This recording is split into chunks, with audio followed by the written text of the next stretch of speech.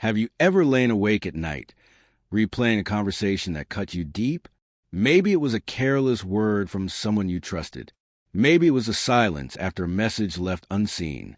Or perhaps it was the smirk of a colleague who dismissed your effort as if it was worth nothing. Outwardly, you smiled, nodded, and said, "I'm fine." But inside, your chest was tight, your stomach knotted, and your mind ran in endless circles. That's not weakness. That is the invisible war almost every human fights daily. And here's the brutal truth. Most people lose that war. They lash out. They crumble. They say things they later regret. Not because they are weak, but because no one ever taught them how to remain steady when the world spins. And yet, if you've ever noticed, there are rare individuals who walk into chaos untouched. Their calm is unshakable. Their emotions stay grounded while others unravel. They aren't numb. They aren't robots. They've simply trained themselves in a discipline older than empires, Stoicism. Now, before you roll your eyes and think, that's ancient philosophy, it doesn't apply to me, let me stop you. Stoicism is about wearing a stone face or pretending you don't feel. It isn't about cold detachment. It's about mastering the single battlefield that truly decides your future, the space between what happens to you and how you respond. That's where real strength is forged. That's where freedom begins. And in this journey, you're not going to learn vague motivational fluff. You're about to discover 9 practical habits, Stoic practices that will make you emotionally untouchable. Not fake toughness, not the brittle armor of pride, but genuine calm that doesn't beg for validation, revenge, or approval. Think about it. You don't have to absorb every feeling thrown at you. You don't have to respond to every insult. You don't have to explain yourself to people who don't care to understand.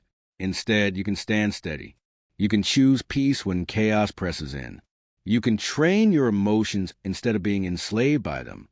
But let me warn you, this isn't a one-time fix. It's not a quick hack. These are disciplines. They are habits you must practice, just like a warrior trained for battle. And if you practice them daily, your calm will no longer be fragile. It will become your weapon. Seneca once said, "We suffer more often in imagination than in reality." He was right. Most of our pain doesn't come from what actually happens. It comes from the stories we tell ourselves about what happens. Which means this: if you can master your stories, you can master your emotions. So here's the question. Are you ready to step into that mastery? Are you ready to build a discipline that allows you to feel everything, but not be controlled by anything? Because once you do, you'll notice something powerful. People won't know why they can't provoke you anymore. They'll throw their chaos at you and watch it dissolve. And your calm, your silence, will unsettle them more than your anger ever could. But here's the catch. To reach that place, you can't just know Stoicism. You have to live it. And the way to live it is through habits. 9 habits that form a shield around your mind and a fortress within your heart. And the first of these habits, the very foundation of emotional control, begins with how you respond when the world comes for you. It begins with learning to react as if it's not about you, even when it feels like it is. You've just heard the first truth. Emotional power doesn't come from fighting everything around you. It begins with controlling yourself. That's why the first stage of Stoic practice isn't about building walls against the world. It's about mastering the reflexes inside you. And there are 3 habits here. 3 disciplines that, if practiced, will transform you from reactive to resilient. Habit 1. React like it's not about you. Imagine this. You're in a team meeting at work. You've just presented an idea you spent hours preparing. Then your manager, in front of everyone, shrugs and says, "That doesn't make sense." Your chest tightens. Your face heats up. The instant reflex? Defend yourself. Correct them. Prove your worth. But here's the Stoic lesson. What troubles us isn't the insult itself, but the meaning we attach to it. We think, they disrespected me. They attacked my value. But in truth, most attacks reveal more about the attacker's storm than your worth. So here's the practice. Unhook your ego. React as if it's not about you, even if it feels like it is. That doesn't mean you ignore injustice or pretend words don't sting. It means you create a small pause, a space wide enough to remind yourself, This is their storm, not my identity. Ask yourself, will this matter tomorrow? Is this really about me, or are they projecting their chaos? When you stop personalizing everything, you unlock a deeper layer of strength. You don't shrink. You don't explode. You simply respond with calm intention. And paradoxically, the less you make about you, the more control you gain over yourself. So next time someone jabs, lies, or disrespects you, pause, breathe, react like it isn't personal. Because often it isn't. Habit 2, slow your emotional reflexes. Now let's be honest, most of us don't get angry slowly. We get angry like a spark hitting gasoline. Someone says the wrong thing, and before our logic even shows up, our mouth has already fired back. And minutes later, regret sets in. That's what speed does to emotions. It hijacks your pause. It steals your calm before wisdom can speak. The Stoics knew this. Marcus Aurelius wrote, "Wrongdoers act not by choice, but out of ignorance," which means their words don't demand your instant retaliation. Here's the practice. Slow everything down. Your tone, your judgment, your reaction. When someone provokes you, ask, does this require a response right now? What if I wait until tomorrow to decide? Because urgency is the assassin of peace. The first rush of emotions is rarely the truth. If you learn to delay, you give clarity time to arrive. Picture this. Someone insults you. You pause. You breathe. You don't flinch. And by the time you consider a response, you realize you don't even feel the sting anymore. That is growth. That is control. This isn't weakness. It's intentional strength. True mastery isn't when you never feel fire in your chest, but when your words flow like a calm stream while others rage. So the next time emotions come rushing, don't let them storm the gates. Let them wait outside. Let them cool off. Then decide on your terms what's worth your energy. Habit 3, stop over-explaining. Here's a trap almost everyone falls into, the need to be understood. Someone misjudges you. Someone spreads gossip. Your first instinct? Let me explain. Let me prove who I really am. But here's the Stoic truth. You don't need to be understood by everyone. You need to be at peace with being misunderstood. Marcus Aurelius put it best. Don't waste time debating what a good person is. Just be one. Explanations can be exhausting, because most people who demand them aren't looking for clarity. They're looking for flaws. Even if you craft a perfect defense, they'll twist it, which is why the habit of silence is so powerful. Silence doesn't mean you're hiding. It means you've grown beyond the need to prove yourself. You don't explain transformation, you embody it. You don't justify your choices, you live them. If someone truly values you, they don't need a speech. If they don't, no speech will convince them. So why drain your soul trying to win approval from those who thrive on your doubt? Why let their opinion write your story? Speak less. Do more. Let your actions be your answer. That's not arrogance. That's maturity. Because freedom begins the moment you stop needing to be understood. You already know who you are. That doesn't require applause. Now, maybe you're thinking, if I master these 3 habits, if I stop taking things personally, slow my reactions, and quit over-explaining, won't I be untouchable already? Not quite. Because even if you master yourself, the world outside is relentless. There will still be dismissive glances, sharp words, unfair treatment. And that's why stage 2 exists. Once you've learned to master yourself, you must build something greater, a fortress, an invisible wall of strength so that the world can throw stones and still never reach your core. That's what we'll dive into next. You've taken the first steps. You've begun to master yourself. No longer making everything about you, slowing down your reactions, and refusing to over-explain. That's powerful. But here's the reality. No matter how strong you become inside, the world will still test you. It will test you with glances, smirks, gossip, betrayals, and outright disrespect. And if you don't prepare, those arrows will still pierce deep. That's why the next stage of Stoicism isn't just about self-mastery. It's about protection, about building something invisible yet unbreakable, an inner fortress that guards your peace no matter what storms outside. Let's build it with 3 more habits. Habit 4, build an invisible fortress. Picture this. You walk into a room and someone rolls their eyes at you. Maybe they mutter under their breath. You laugh it off in the moment, but hours later, when you're alone, it replays in your mind like a broken record. Why? Because most of us walk through life skinless. Our emotions exposed, ready to bruise at the slightest touch. That doesn't mean you're weak. It means you're human. But Stoicism offers a solution. Create boundaries inside yourself, not of steel, but clarity and self-respect. Marcus Aurelius wrote, "You have power over your mind, not outside events. Realize this, and you'll find strength." In simpler terms, people can say whatever they want.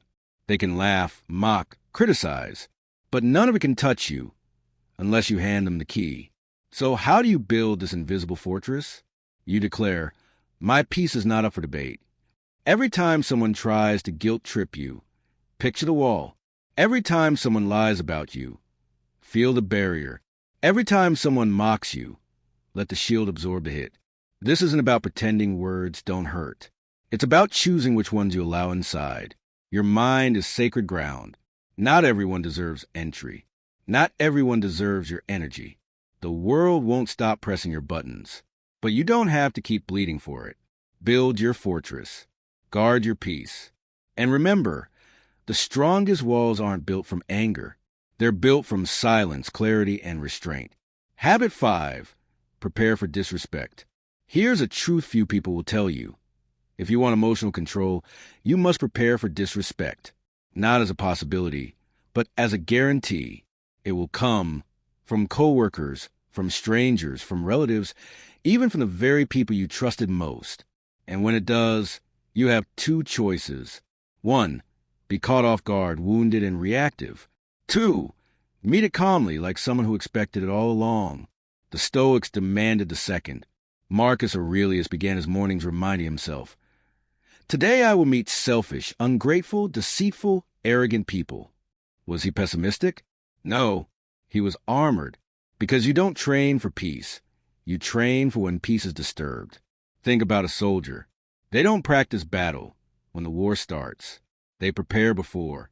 So when conflict arrives, their body already knows what to do.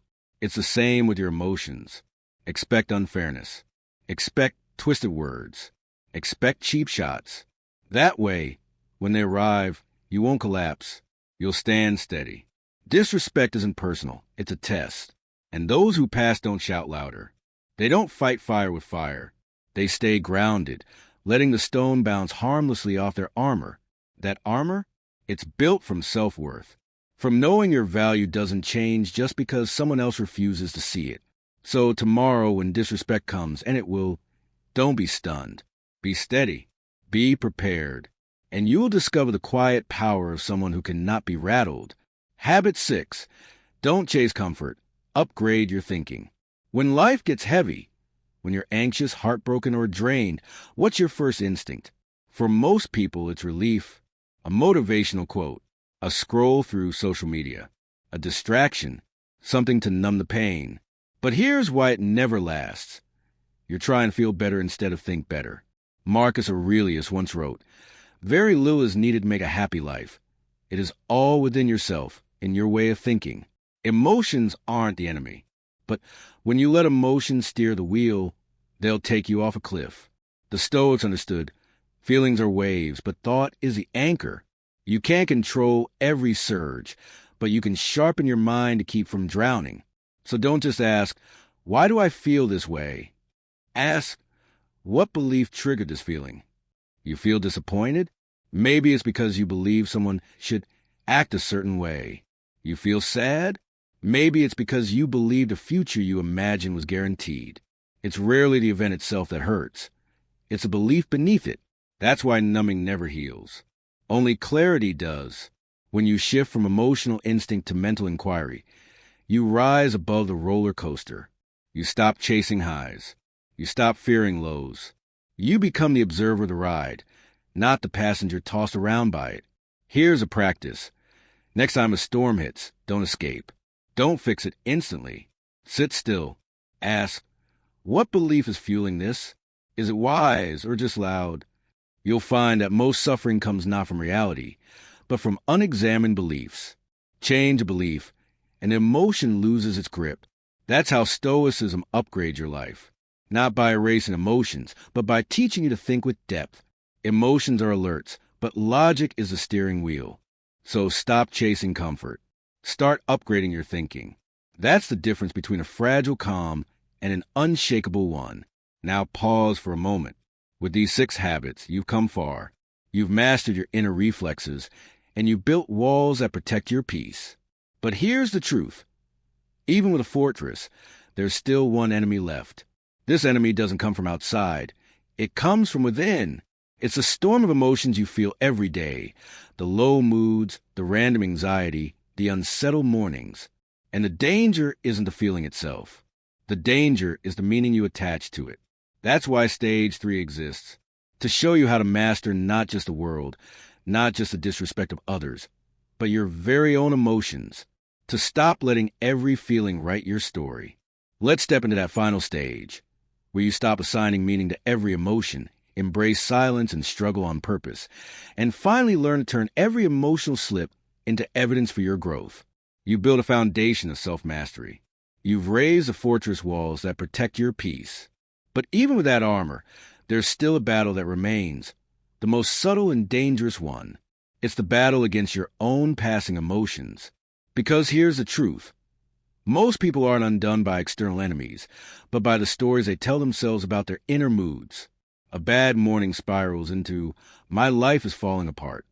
A wave of anxiety turns into, "I must be broken." This is where the final stage of Stoicism comes alive. Habits 7, 8, and 9 are about not letting emotions define you, about using silence and struggle as training, and about turning every emotional slip into fuel for your growth.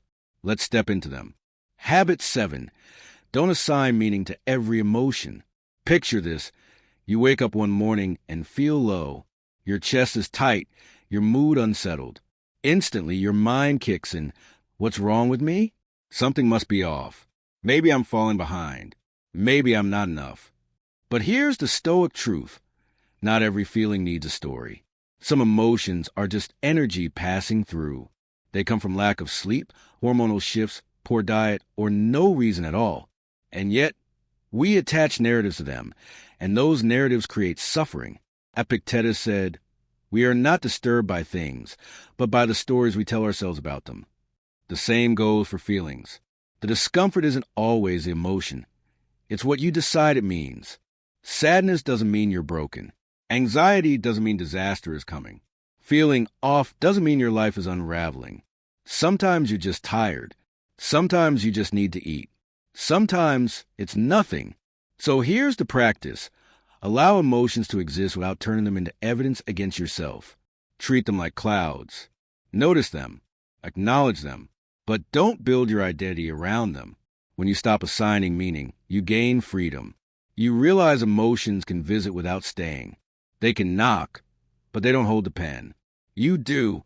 So the next time you feel low, whisper to yourself, "I feel off today," and that's okay. I don't need to understand it. I just need to let it pass.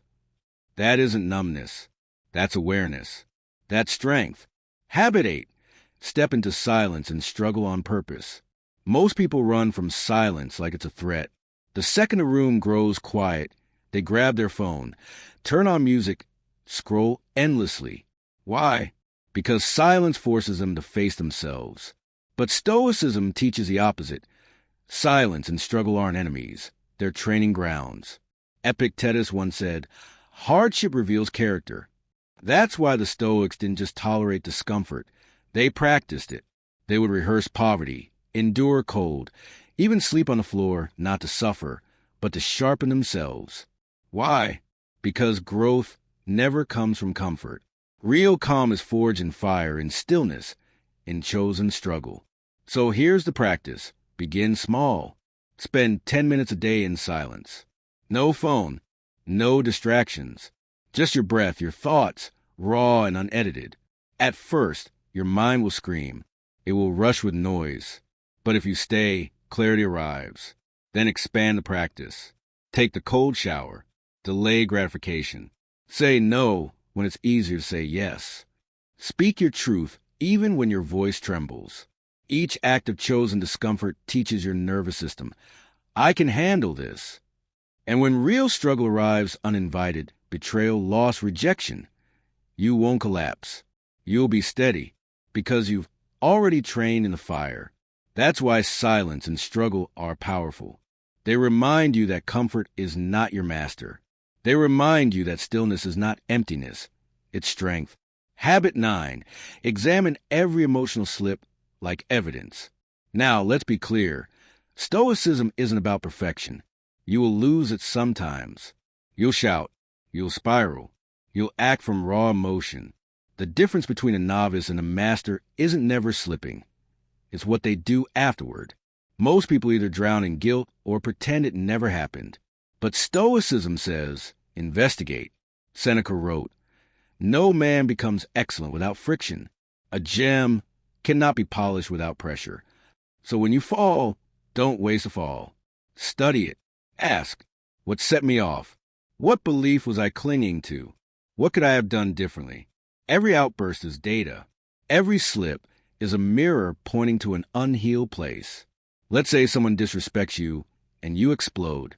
Instead of defending the anger, ask, what belief made me so fragile? Was it the idea that I'm only respected if I fight back? If so, that's your work. That's where you grow. Here's a practical step. Journal it. Document the situation, the emotion, the belief beneath it, and the lesson learned. Over time, you'll notice patterns. Certain people who trigger you, settings that shake your calm, thoughts that hijack your peace. And then one day, you'll catch yourself mid-reaction. You'll feel the emotion rising, and instead of becoming it, you'll pause and whisper, ah, there you are again. That's transformation. Not suppressing emotions, but recognizing them faster and choosing differently. Every slip becomes a stepping stone. Every stumble, a teacher. And soon, the very moments that once broke you will become the foundation of your strength. Now you've completed the 9 habits. You've mastered yourself. You've built a fortress. You've learned to let emotions pass, to train in silence, and to turn your stumbles into lessons. But before we end, let's step back. Because what you've built isn't just a set of habits. It's a new identity, a version of you that doesn't unravel when life gets messy, a version of you that others can't provoke, a version of you whose calm is louder than chaos. And that leads us to the final stage, the closing message, the truth that ties everything together. The realization that in a noisy, frantic, emotionally chaotic world, calm itself is rebellion. So here we are. You walked through the battlefield of your own emotions. You've trained in the discipline of 9 Stoic habits. You've learned how to master yourself, how to build an inner fortress, and how to meet the chaos of life without collapsing under it. But let's zoom out. What does this actually give you? What happens when you live these habits daily? It gives you something the world doesn't expect. Something rare. Something that unsettles people more than anger ever could. An unshakable calm. Because let's be honest, the world is addicted to outrage. Social media thrives on it. News cycles feed on it. Entire conversations are built on trying to provoke, inflame, and pull you into drama. When you refuse to play that game, when you stand calm in the middle of storms, you become a kind of person the world doesn't know how to handle. Think about it. Someone tries to bait you with insults, and you don't bite. Someone gossips about you, and you don't defend. Someone disrespects you, and you don't crumble. Instead, you walk away steady, composed, untouchable. That silence, that restraint, that presence, it's louder than any comeback. It's heavier than any argument. It's authority without noise. And here's the paradox. The more you train yourself in calm, the more powerful you appear to others. People can sense it. They'll feel something different in you. They won't know why they can't provoke you. They won't understand why your peace rattles them more than your anger ever did. Because calm is rebellion. Stillness is power. And that's the secret you now carry. You don't need to dominate the world. You don't need to control everything around you. You just need to master yourself. When you do, you become the most formidable kind of person. The one who feels everything, but is controlled by nothing. The one who walks through storms with clarity. The one who chooses silence when others choose chaos. That's the kind of presence that commands respect without demanding it. That's the kind of strength that no insult, no betrayal, no storm can shake. So let me leave you with this. In a world chasing attention, you chase discipline. In a world addicted to noise, you carry stillness. In a world unraveling in chaos, you stay aligned. This isn't a temporary fix. This isn't just motivation. This is your new foundation. From this day forward, you don't need to hand over your emotional energy to people who don't deserve it.